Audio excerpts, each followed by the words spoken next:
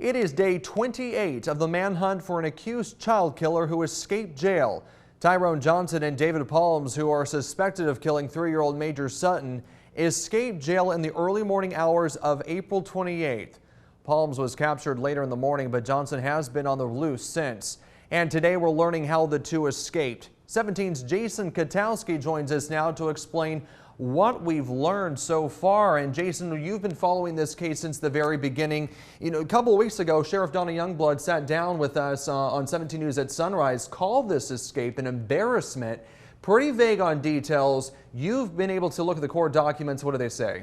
Well, one of the new pieces of information that we have from these documents is that Johnson and Palms created makeshift dummies that they placed in their bunks to give the appearance that they were in there sleeping. Now, this gave them a head start because an initial head count was ordered after noises were heard on the roof of the facility. Those noises were initially believed to be maybe from a raccoon or a cat, according to the documents. And it wasn't until later, when a review of surveillance footage was conducted, that they could see two inmates running across the roof and then jumping to flagpoles right outside the facility, sliding down the flagpoles.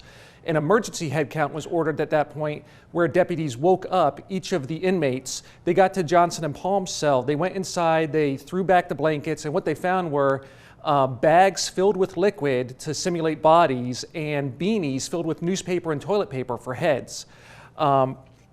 Deputies also at that point found an 18 by 18 inch hole in the ceiling where the metal of the ceiling had been cut and pulled down.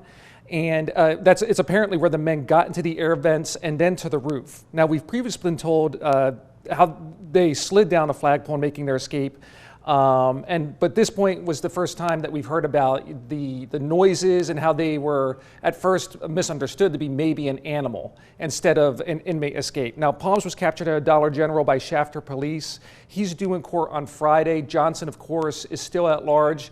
And one other piece of information is that a burglary occurred shortly after this escape. It's believed to have been done by one of the two men, in which a homeowner confronted a man outside his residence trying to break into his vehicle. And it turns out that the man had his keys. He was able to grab a backpack from the man. He chased him. And in the backpack were keys that the resident said had been on his kitchen counter. So this person had made it inside his house, stolen the keys in the backpack, and was trying to get away when confronted. It's believed that it was either Johnson or Palms in that situation. And when is he due in court? Palms is due in court this Friday for arraignment on the escape charges. All right, and he can find more on this story on our website, kget.com. Jason Katowski, thanks so much for joining us this afternoon. Thank you.